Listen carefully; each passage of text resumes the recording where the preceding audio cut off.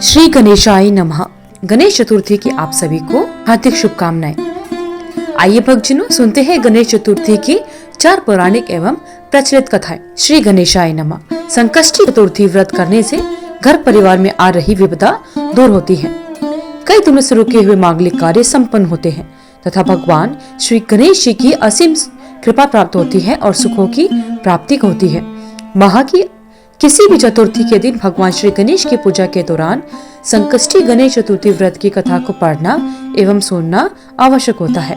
गणेश चतुर्थी से संबंधित कथाएं प्रचलित हैं, तो आइए भक्तजनों सुनते हैं अखुड़ संकष्टी चतुर्थी की पहली पौराणिक एवं प्रचलित श्री गणेश कथा के अनुसार एक बार देवता कई विपदाओं में घिरे हुए थे।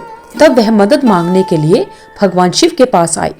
उस समय भगवान शिव के साथ कार्तिकेय तथा गणेश जी भी बैठे हुए थे। देवताओं की बात सुनकर शिव जी ने कार्तिकेय व गणेश जी से पूछा, तुम में से कौन देवताओं के कष्टों का निवारण कर सकता है?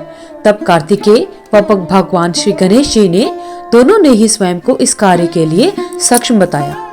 इस पर भगवान शिव ने दोनों की परीक्षा लेते हुए कहा कि तुम दोनों में से जो सबसे पहले पृथ्वी की परिक्रमा करके आएगा वही देवताओं की मदद करने जाएगा।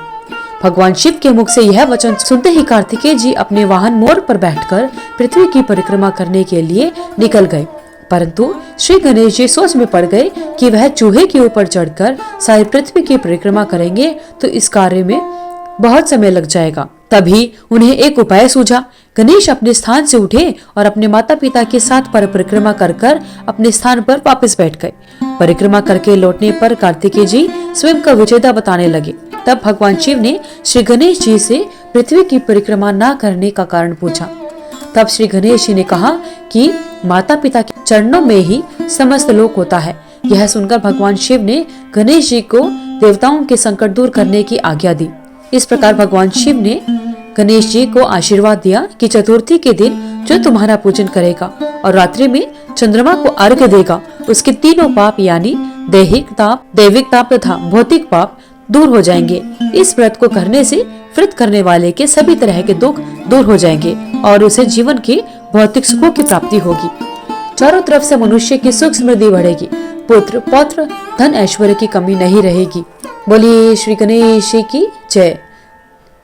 इस प्रकार भक्तजनों श्री गणेश जी की पहली कथा संपूर्ण होती है। आइए अब सुनते हैं श्री गणेश जी की दूसरी कथा। यह कथा गणेश चतुर्थी की प्रचलित दूसरी कथा है। एक समय की बात है, राजा हरिश्चंद्र के राज्य में एक कुम्हार था। वह मिट्टी के बर्तन बनाया करता था, लेकिन वह कच्चे रह जाते थे। एक पुजारी की सलाह पर उसने इस समस्या को दूर करने के लिए एक छोटे बालक को मिट्टी के बर्तन के साथ आवा में डाल दिया।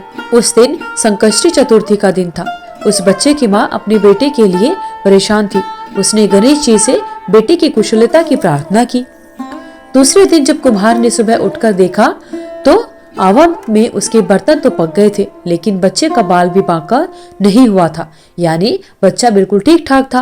वह डर गया और राजा के दरबार में जाकर सारी बातें बता दी। इसके बाद राजा ने उस बच्चे और उसकी माँ को बुलवाया तो माँ ने सभी तरह के विघ्न को दूर करने वाली संकष्टी चतुर्थी के बारे में राजा को बताया। इस घटना के बाद से महिलाएं संतान परिवार के सौभाग्य के लिए संकष्टी चतुर्थी का व्रत करने लगी। बोलिए भगवान श्री गणेश जी की जय। तो इस प्रकार भक्तजनों गणेश चतुर्थी की दूसरी कथा संपूर्ण होती है। तो आइए सुनते हैं गणेश चतुर्थी की तीसरी कथा। एक समय की बात है कि भगवान विष्णु का विवाह लक्ष्मी जी के साथ होना निश्चित हो गया। विवाह की तैयारियां होने लगी। सभी देवताओं को निमंत्रण भेजे गए, परंतु गणेश जी को निमंत्रण नहीं दिया। कारण जो भी रहा हो, अब भगवान विष्णु के बारात जाने का समय आ गया। सभी देवता अपनी पत्नियों के साथ विवाह समारोह में आए। उन सब ने देखा कि गणेश जी कहीं दिखाई नहीं दे रहे। तब वे आपस में चर्चा करने लगे कि क्या गणेश जी को न्योता नहीं मिला या वो स्वयं ही नहीं आए। सभी को इस बात का आश्चर्य होने लगा। तभी सबने विचार किया कि भगवान विष्णु से ही इसका कारण पूछा जाए।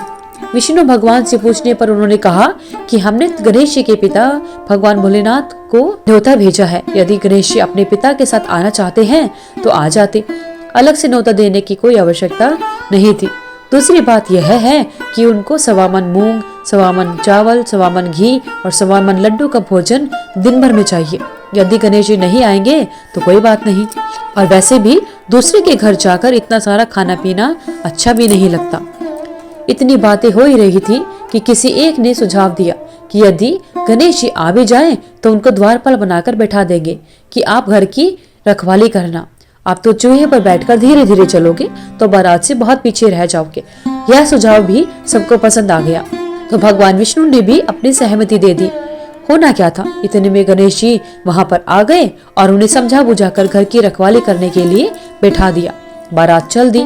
तब नारद जी ने देखा कि गणेश जी तो दरवाजे पर ही बैठे हैं, तो वे गणेश जी के पास गए और उनके रुकने का कारण पूछा। गणेश जी ने कहा कि विष्णु भगवान ने मेरा बहुत अपमान किया है। नारद जी ने कहा कि आप अपनी मूषक सेना को आगे भेज दे, तो वह रास्ता खोद देगी, जिससे उनके वाहन धरती में धंस जाएंगे। तब आपको सम्मान पूर्वक उन्हें बुलाना ही पड़ेगा।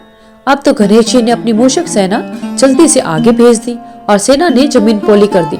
जब बारात वहां से निकली तो रथों के पहिए धरती में धंस गए। लाख कोशिश की परंतु पहिए नहीं निकले। सभी ने अपने अपने उपाय किए परंतु पहिए नहीं निकले, बल्कि जगह जगह से टूट उड़ गए। किसी की समझ में नहीं आ रहा था कि अब क्या किया जाए। तब नारद जी ने कहा, आप लोगों ने गणेश जी का अपमान करके अच्छा नहीं किया। यदि उन्हें मना कर लाया जाए तो आपका कार्य सिद्ध हो सकता है और यह संकट टल सकता है।